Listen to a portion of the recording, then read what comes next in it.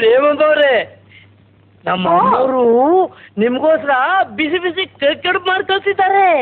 ಇದ್ರ ಜೊತೆಗೆ ನಮ್ ತೋಟದಲ್ಲೇ ಬೆಳೆದ್ರು ಹುಳಿ ಮಾವಿನಕಾಯಿ ಕೊಟ್ಟು ಕಳ್ಸಿದ್ದಾರೆ. ಇದು ಮಾತ್ರ ನಿಮ್ಮೊಬ್ಬರಿಗೆ ತುಂಬಾ ಚೆನ್ನಾಗಿದೆ, ಫಸ್ಟ್ ಕ್ಲಾಸ್ ಆಗಿದೆ. ನಾಳೆ ನಿಮ್ಮಮ್ಮ ಅವ್ರು ಹೇಳಿ ಬಾದಾಮ್ ಹಲ್ವಾ, ಚಕ್ಲಿ, ಕೋಡ್ಬಳೆ, ತೆಂಗೋಳು ಎಲ್ಲ ಮಾಡಿಸ್ಕೊಂಡು ಬಂದ್ಬಿಡು. ಇಲ್ಲದ್ರೆ ಇವಳು ಆರೋಗ್ಯ ಹಾಳಾಗೋಗುತ್ತೆ. ಡಿಂಗ್ರಿ ಮಾಡಿ ಕಳಿಸ್ತಾರೆ. ನೀವು ತಿನ್ನಿ ಅಮ್ಮ ಅವ್ರೆ. ಇರ್ಲಿ, ನೀನ್ ಹೋಗು.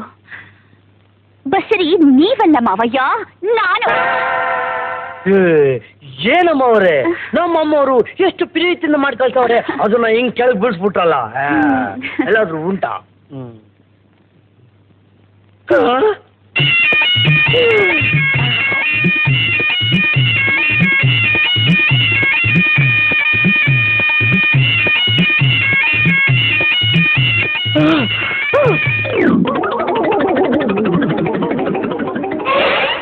ಬನ್ನಿ ಬನ್ನಿ. ಹೋಗಿ ಮಾವಯ್ಯ, ನನಗೆ ಸಾರಿ ಹೆಣ್ಮಗುನೇ ಹುಟ್ಟೋದು.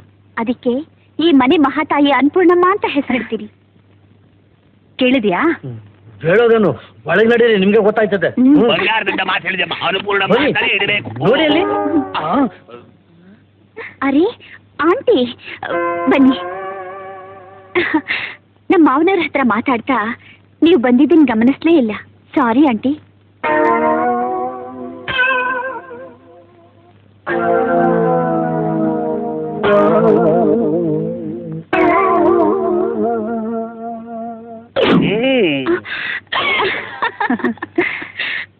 ಕರಿಗಡುಬು ಚೆನ್ನಾಗಿತ್ತೇನಮ್ಮ, ಅದನ್ನ ಕೇಳೋಣ ಅಂತಾನೆ ಬಂದೆ.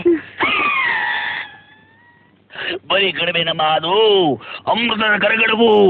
ಅಮೇರಿಕಾದಲ್ಲೂ ಅಷ್ಟು ದೊಡ್ಡದಾಗಿರೋದು, ಅಷ್ಟು ಚೆನ್ನಾಗಿರೋದು ನಾನು ತಿಂದೇ ಇರಲಿಲ್ಲ. ಅದ್ಭುತವಾಗಿದೆಯಮ್ಮ.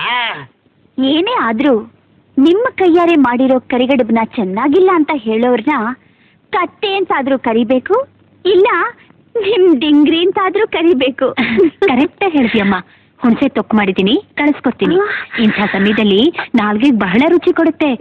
ಹೊಟ್ಟೆ ತುಂಬಾ ತಿನ್ಬೇಕು ಪ್ರೇಮ, ಮುಖ್ಯವಾಗಿ ನೀನು. ಅಭಿಮಾನ ಅಂದ್ರೆ ಇದು. ನೀವು ನಡೀರಿ. ನಾನಿನ್ ಬರ್ತೀನಿ. ಆಗ್ಲಿ ಆಂಟಿ.